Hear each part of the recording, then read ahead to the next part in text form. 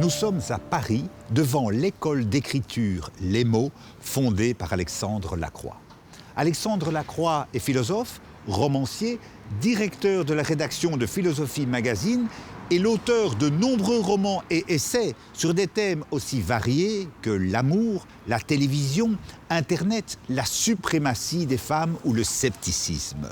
Son dernier livre, Devant la beauté de la nature, est une puissante réflexion philosophique sur l'esthétique du paysage et les émotions que nous procure la contemplation de ces paysages.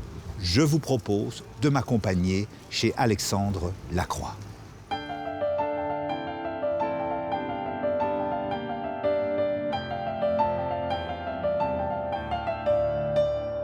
Alexandre Lacroix, un grand merci de nous accueillir ici dans le bâtiment de l'école d'écriture Les Mots. À l'heure du tout à l'écran, pourquoi une école, une académie de littérature, de narration littéraire ? Eh bien, en fait, quand on songe aux différents arts, on s'aperçoit que les arts et les artistes ont assez bien organisé la transmission de leur savoir-faire, de leur technique, de leurs secrets. Si on veut apprendre le théâtre, on peut aller dans des conservatoires de théâtre, il y a des conservatoires de danse, on peut apprendre à peu près à jouer de n'importe quel instrument de musique, aussi exotique soit-il. Et il y a des écoles des beaux-arts. Et puis, on arrive à la littérature, qui est quand même un art incroyablement populaire, si l'on en croit le nombre de lecteurs de romans, de poèmes, de pièces de théâtre. Et là, la transmission est peu organisée, défaillante, il n'y a guère de lieu. Il y a des ateliers d'écriture en France, mais très disséminés. Et donc, j'ai souhaité qu'il y ait un lieu, en fait, complètement dévoué à la transmission de l'écriture. Ici, dans cette école, viennent des écrivains, ils sont entre 60 et 80, et des gens pour suivre des ateliers d'écriture, ils sont 1500 élèves. Et donc on a quelques-uns à avoir créé ce lieu pour que cette transmission soit possible. Parce que si on y réfléchit, les périodes où la littérature est féconde sont des périodes où cette transmission a lieu. Historiquement, elle a eu lieu dans les salons littéraires au XVIIIe, au XIXe siècle en France, et puis à travers les revues d'avant-garde, notamment les revues surréalistes, le Minotaure et autres, dans la première moitié du XXe siècle. Oui. Mais sociologiquement, salons littéraires et revues d'avant-garde n'existent plus, il faut inventer autre chose. Et l'école de creative writing, vous voyez, déjà c'est un anglicisme, ça montre que c'est moderne. Et donc c'est ce qu'il faut faire aujourd'hui, je crois. Ouais.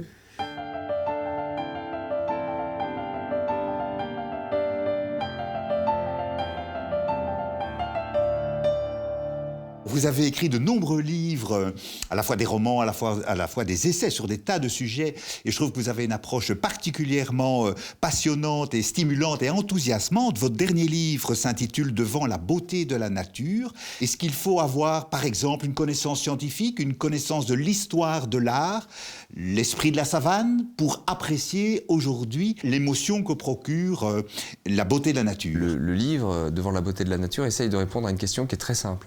La question est la suivante: pourquoi les êtres humains ont-ils une relation d'admiration esthétique avec la nature? Pourquoi admirent-ils la nature? Pourquoi un coucher de soleil nous émeut-il? On comprend en fait pourquoi nous autres êtres humains, nous avons un rapport utilitaire à la nature. Elle nous fournit à boire, à manger, de l'énergie. Le rapport utilitaire, c'est transparent, c'est compréhensible. Mais pourquoi ce rapport de fascination, d'admiration? Pourquoi le paysage, suivant son atmosphère, sa conformation, nous transmet-il des émotions? C'est ça la question. Parmi les différentes pistes de réponse, oui, il y a une piste culturelle. Donc il y a une piste effectivement qui consiste à dire, mais en fait, l'amour pour la nature, c'est une invention de la culture. Et effectivement, nous baignons dans des représentations de la nature. C'est-à-dire qu'il y a des photos sur Instagram, il y a des posters, il y a des cartes postales. Dans le grand art, il y a des œuvres d'art magnifiques, des tableaux de Caspar David Friedrich, de Van Gogh. Et donc, en fait, on est baigné dans les représentations de la nature. Et donc, cette piste qui consiste à dire que ce qu'on va chercher, en fait, à la plage, c'est le poster des Seychelles qu'on a chez soi. C'est-à-dire qu'en fait, c'est par imprégnation culturelle qu'on se forme des catégories de paysages qu'on aime et qu'on va rechercher quand on sort de chez soi ou qu'on sort des villes. La nature imite la culture ? Alors voilà, c'est ça. C'est-à-dire que celui qui est allé le plus loin dans cette voie, c'est Oscar Wilde, qui en vient à dire que les brouillards qui flottent sur la Tamise n'ont pas du tout été créés par évaporation de l'eau, mais par les impressionnistes et par Monet, parce que c'est eux qui nous les font voir. Alors, c'est une piste tout à fait intéressante à suivre dans ses ramifications, ses prolongements, ses paradoxes avec Oscar Wilde. Elle est néanmoins limitée. À mon sens, chez l'enfant, par exemple, il y a des impressions dans la nature très très vives. Si vous songez à vos paysages d'enfance, vous verrez que vous aviez un lien avec eux très viscéral, très profond, très sensoriel, émotif. ça passait pas par une grande culture. Et donc la piste culturaliste de réponse à la question est une piste qui est un élément de réponse, mais qui n'est pas la réponse dernière, à mon sens. Ça n'est pas tant la culture qui nous fait aimer la nature qu'en fait une certaine expérience métaphysique qu'on va chercher dans la nature. Une expérience métaphysique qui est une expérience paisible, vertigineuse mais paisible. C'est-à-dire que si je regarde un ciel étoilé, quelque chose se produit. C'est-à-dire que mes soucis, mes préoccupations quotidiennes en sont d'un seul coup comme relativisées. Je suis arraché à moi-même, aux dimensions habituelles de mon existence. Je suis confronté à un mystère, cette infinité d'étoiles qui scintillent, qui m'apparaissent. Il y a un double mystère, c'est-à-dire ce qui est aussi mystérieux, c'est que je suis là en train de regarder le ciel étoilé, c'est-à-dire qu'il y a une conscience quelque part dans l'univers qui permet à l'univers de se contempler lui-même à travers la conscience. Oui. Donc c'est métaphysique. Et il me semble que si l'on cherche des consolations par rapport à la finitude, puisque c'était le sens de votre question et c'est aussi le sens de l'épilogue, c'est-à-dire une consolation par rapport à la mort. Qu'est-ce qui nous console de la mort?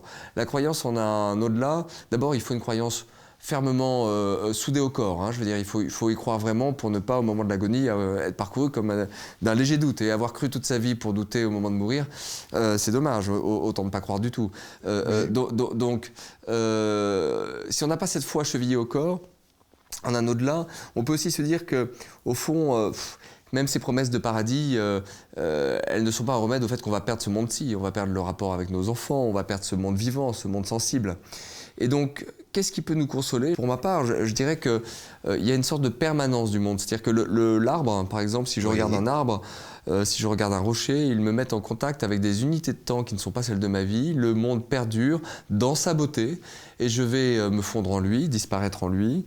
C'est une source de paix. Vous écrivez à un moment, nous ne pourrissons pas, nous nous éparpillons. Oui, voilà. Voilà, c'est une manière de le dire, mais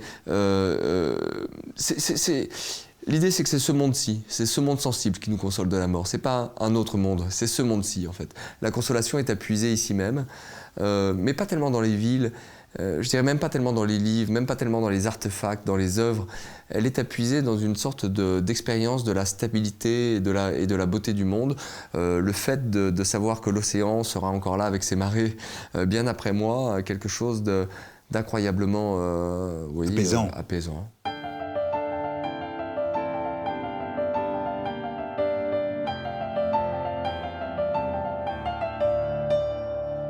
Vous parlez beaucoup de l'évolution de nos sens, de nos 5 sens. Vous parlez de l'œil, de l'odorat, du toucher, du goût. Et vous dites, au fond, il y a un affaissement progressif, une insensibilisation, si j'ose dire, progressive du goût aujourd'hui avec l'urbanisation. Et vous dites, au fond, on devrait se reconnecter progressivement avec la profondeur de nos sens, notamment pour rencontrer, par exemple, une des questions politiques centrales d'aujourd'hui, qui est la question climatique et je dirais, de la détérioration de la biosphère. Alors, nos sens, en fait, notre capacité à percevoir la nature, c'est émoussé, c'est ça le constat de départ. Ce qui s'est émoussé, c'est un certain lien très, très concret à la nature. Le toucher de la nature, c'est-à-dire le fait de toucher la terre, de toucher des troncs, d'écosser, de travailler de ses mains, de vider des viscères d'animaux. Songez au nombre de chants d'oiseaux que vous êtes capable de reconnaître, d'identifier dans la nature. À mon avis, une fois passé le coq et le pigeon, peut-être le corbeau, vous êtes assez vite à découvert entre la mésange et le rossignol, ça doit déjà flotter quelque peu. Donc nous ne savons plus écouter le chant de la nature. Pour les parfums, les habitants des villes, en tout cas, ont pris l'habitude de ne pas trop vivre dans leur nez. D'ailleurs, les femmes enceintes vous disent toujours que c'est un calvaire de trop bien sentir parce qu'elles ont à ce moment-là une olfaction qui est avivée par la grossesse. Et elles vous disent que c'est un calvaire parce qu'en ville, ce qu'il y a à respirer, ce sont des pots d'échappement, des odeurs de transpiration, des flatulences, enfin j'en passe. Et donc, on ne vit pas dans son nez. Et puis les yeux, nous sommes dans une civilisation très visuelle, mais je dirais que nous nous sommes habitués à des scintillements très forts, à la lumière de l'écran rétroéclairé, par rapport auquel les paysages nous paraissent forcément un peu ternes. Le paysage, la prairie n'est pas rétroéclairée. Alors elle ne scintille pas, elle ne nous appelle pas, elle ne nous stimule pas. C'est surtout si vous êtes, je sais pas, en mars, en avril, ça peut être un peu terne, un peu. Et donc l'humanité a organisé une sorte de coupure sensorielle elle n'est plus au contact de la nature, ce qui fait qu'en fait, nous ne sentons pas de la même manière la perte. C'est-à-dire que le danger écologique, en un sens, vient aussi de là. C'est-à-dire que des climatologues nous montrent que ça va mal pour le climat, ou l'indice planète vivante de WWF nous dit que 60% des vertébrés terrestres sauvages ont disparu en 40 ans. Donc c'est effrayant. C'est effrayant, mais ce sont des chiffres. Ça ressemble un peu au langage des technocrates, de le dire ainsi. Et on ne sent pas la perte parce que sensoriellement, ça n'évoque peut-être pas grand-chose. Donc, il y a quelque chose d'un lien à réactiver entre l'homme et la nature pour que l'action s'engage, à mon sens.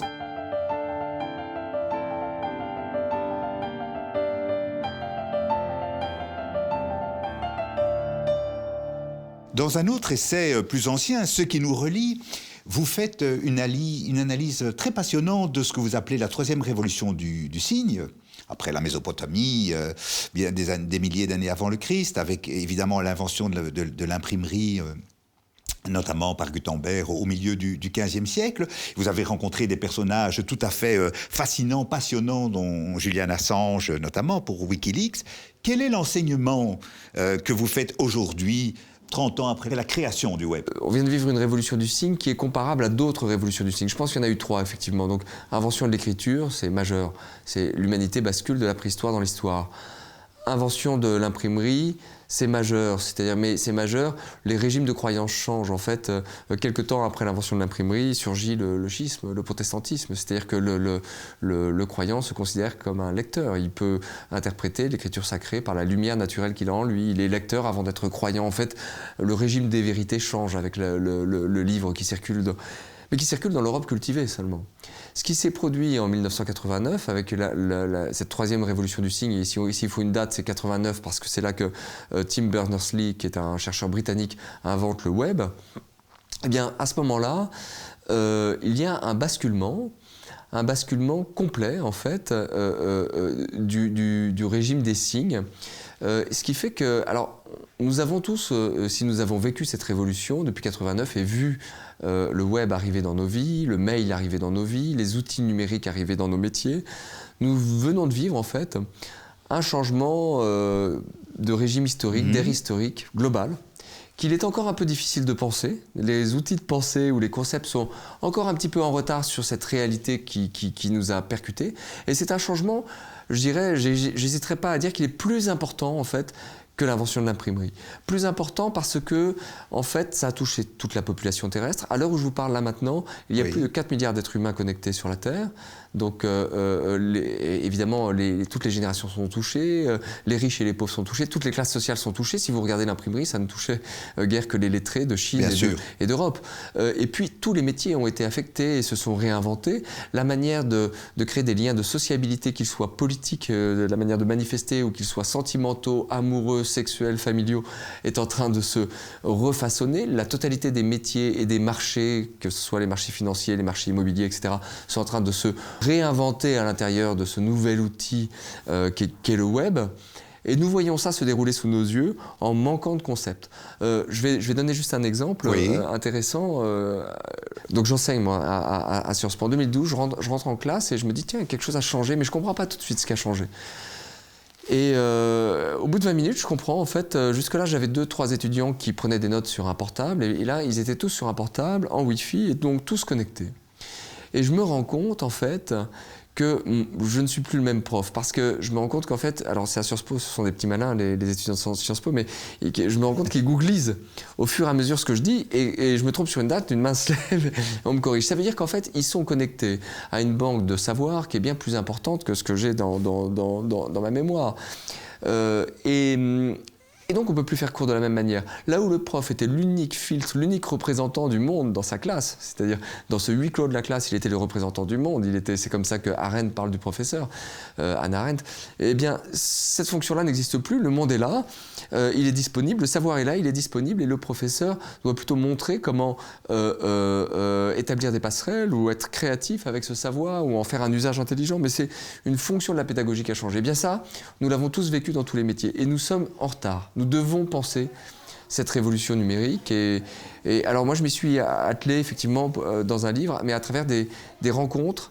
Mais l'idée, c'était alors comme on ne peut pas tout traiter, c'était de vraiment sonder, à travers une narration, en fait une enquête qui est très narrative, de sonder les effets politiques de cette révolution numérique à travers un lanceur d'alerte, donc Assange, un investisseur qui en même temps invente, enfin, le premier investisseur Peter Thiel de Facebook, donc, qui invente les réseaux sociaux, et puis le complotisme ou les trousers, appelons-les comme on veut, suivant le bord auquel on appartient, qui eux font vaciller la notion de vérité en politique.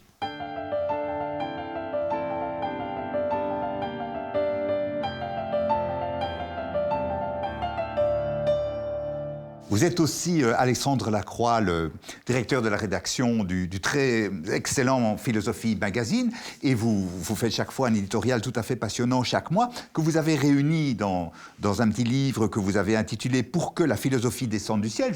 Vous dites dans le numéro 100 de Philosophie Magazine, « Pour moi, la philosophie, c'est du café ». Pourquoi c'est du café ? La philosophie est très difficile à définir parce qu'elle ne se définit pas par un style. Il y a des maximes qui sont philosophiques, des poèmes qui sont de la philosophie. Nietzsche a écrit des poèmes. Il y a des traités universitaires qui sont de la philosophie. Elle ne se définit pas non plus par le statut de l'auteur. Il y a des livres de philosophie qui sont écrits par des non-universitaires, des personnages très marginaux parfois. Et Rousseau en était un, par exemple. Elle ne se définit pas par son objet non plus. C'est-à-dire qu'on peut philosopher sur tout sujet et même sur des sujets complètement en apparence anodins. Il y a des traités de philosophie sur Matrix, sur le film, je parle Matrix, sur la technologie, mais aussi bien sur Dieu. Donc comment la définir ? Je dirais que le point commun entre ces différentes œuvres de philosophie, il y a un petit air de famille. Quand on ouvre un livre de philosophie, quand on lit un texte de philosophie ou qu'on écoute une conférence de philosophie, on se dit tiens, c'est philosophique, mais à quoi on le reconnaît ? Je dirais que c'est un petit effet qui est comme celui de la caféine, c'est-à-dire ça réveille. Ça réveille, c'est-à-dire ça. Et la philosophie est une chose excitante à penser. Voilà, la philosophie est une chose excitante à penser. Et il n'y en a pas tant que ça, parce que le monde social et professionnel a pour effet de vous engluer dans des routines de pensée. En fait, ça vous met de la monotonie dans la tête. C'est-à-dire travailler, aller au supermarché, être dans votre voiture. La vie quotidienne vous englue et c'est normal. On est comme ça, être humain, on se laisse dévaler dans cette vie quotidienne. On a du mal à penser. Si on s'arrête pour méditer, soit on s'endort, soit on tombe dans l'hébétude, parce qu'en fait, on ne sait pas réfléchir tout seul. Et donc, la philosophie, en fait, c'est un art de la question qui permet de relancer la pensée en nous, quand elle allait s'endormir, quand elle allait se... Voilà. Donc, c'est une tasse de café. C'est modeste et en même temps indispensable pour ne pas vivre sa vie en somnambule.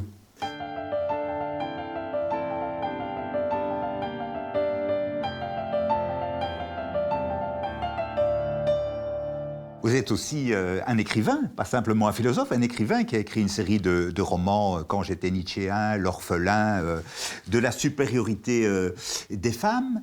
La littérature, la philosophie, la littérature, c'est aussi un excitant ? Ce n'est pas du café, c'est autre chose ? Ma méthode de travail en fait, est toujours la même. C'est-à-dire je pars de ce qui est proche. Si j'écris un roman, je n'invente pas une histoire avec des personnages qui seraient très éloignés de moi. Beaucoup de mes romans sont autobiographiques et quand ils ne le sont pas, il y a des transpositions Mais enfin, le critère de l'autobiographie n'est pas si important. En fait, je pars plutôt de quelque chose qui m'obsède ou qui me fascine ou qui me pose vraiment un problème. Je commence à écrire et en fait, ça va plus tard devenir un roman ou un essai. Mais au départ, c'est la question qui me requiert. Et donc... par exemple, j'ai vécu 7 ans à la campagne. Je suis revenu vivre à Paris. En Bourgogne. En Bourgogne. Oui, je suis un amoureux de la campagne, de la nature. Après mes études, j'ai quitté la ville. Je voulais vivre auprès de la campagne. Bon. En revenant vivre à Paris, ça a été très difficile de me réacclimater à cette ville. Je me suis mis à lire sur Paris pour me réapproprier Paris à travers son histoire. Et puis, petit à petit, et j'ai écrit un roman, oui, Le voyage au centre de Paris. Mais le problème, pour moi, c'était Paris. Comment vivre avec Paris ? En même temps, c'est une chance de vivre à Paris. Il ne faut pas non plus cracher dans la soupe. C'est-à-dire que, voilà, c'est une ville qui a 2000 ans d'histoire. Elle est complètement stratifiée, elle est labyrinthique. Il fallait s'affronter avec Paris. De la supériorité des femmes, c'est l'histoire d'une séparation amoureuse qui m'a pris plein fouet. C'est un livre écrit à chaud. Et donc, je pars de ces problèmes existentiels extrêmement chauds pour moi, qui ne sont pas des problèmes théoriques, qui ne sont pas des problèmes froids. Ils sont là. Je me mets à écrire et à lire sur ces questions. Et après, ça peut devenir un roman, si c'est la voie qui me paraît la plus juste. Ça peut devenir un essai. Disons que le roman va remuer des émotions à travers des histoires, des narrations. Mes romans sont vraiment des romans, pour le coup. Mais j'y sème parfois des réflexions, mais Et puis, l'essai va s'apparenter à une forme d'enquête. Mais donc on est plutôt du côté de l'enquête, d'un côté, plutôt du côté de l'exploration de nos émotions de l'autre. Mais c'est l'urgence de la question en fait qui prime sur la question de la division des genres littéraires, qui est finalement pas si importante.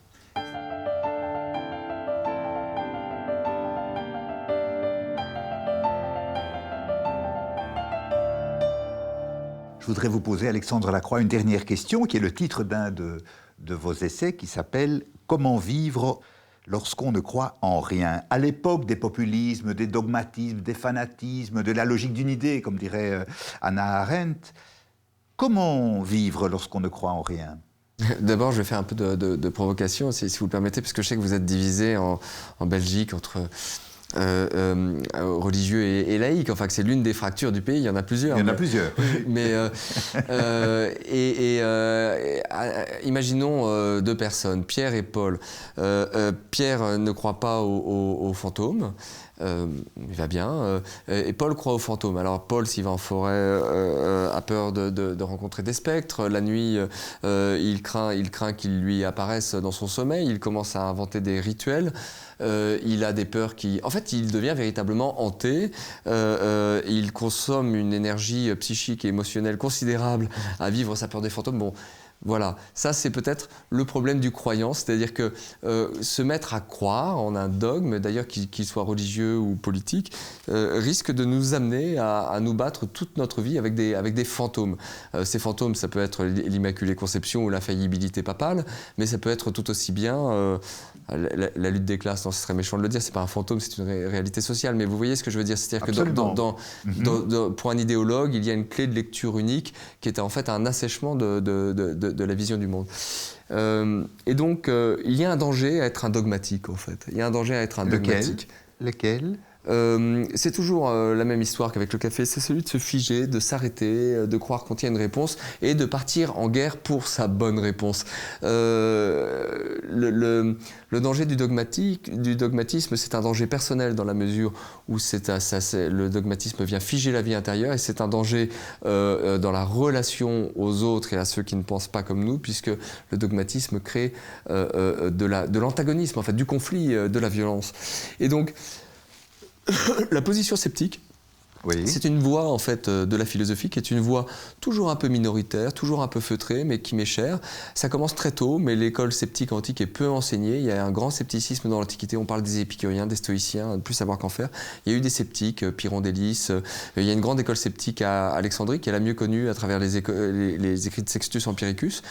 Ces écrits, les esquisses pyrrhoniennes de Sextus Empiricus, ont dormi et ils étaient conservés au couvent San Marco à Florence. Ils ont ressurgi à la demande de Savonarola, ils ont été traduits en latin et puis ils se sont diffusés dans l'humanisme, dans l'Europe humaniste. Montaigne les lit, ça vient infuser chez Montaigne et puis ça vient infuser en fait dans toute l'Europe. Les gens revivent une crise pyrrhonienne. Donc il y a une sorte d'histoire sous-jacente de la philosophie qui est une histoire sceptique qui m'est chère et pour répondre à votre question, il me semble que le scepticisme n'est pas seulement une arme de guerre contre le dogmatisme, l'idéologie, le fanatisme religieux, mais que c'est aussi une école de vie ou une école de morale. Et vivre en sceptique, c'est accepter de faire des expériences contradictoires. C'est-à-dire accepter... Un sceptique, c'est quelqu'un qui accepte de tenir la contradiction en lui-même, oui, et qui ne se sent pas dispersé ou brisé par la contradiction. En fait, moi, ce que j'ai essayé de faire, c'est de prendre la base du scepticisme antique. Les sceptiques antiques disent sur tout sujet, sur toute question, d'ailleurs là ils ont peut-être tort, mais bon, sur toute question, vous pouvez construire deux raisonnements d'égale puissance. C'est ce qu'on appelle l'isosthénie des arguments contraires chez les sceptiques.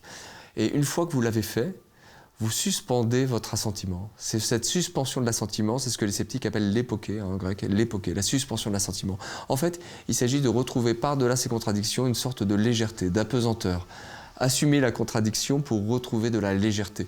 En fait, c'est ce que le dogmatique ou le croyant ne parviennent jamais à faire, et le militant politique pas plus, c'est-à-dire creuser ou approfondir des conflits en soi-même ou accepter simplement le fait de porter des conflits en soi-même, puisque je pense que l'être humain est intrinsèquement contradictoire, accepter ces conflits pour retrouver par-delà les conflits une légèreté, une époké, une apesanteur, une suspension de l'assentiment. En fait, c'est un moyen de vivre mieux sa vie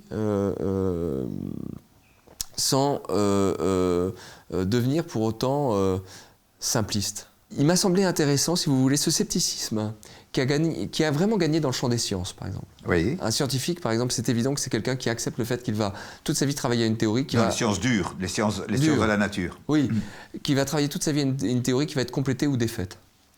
Et en plus, il sait dès le départ qu'elle est falsifiable, sinon il ne fait pas de la science.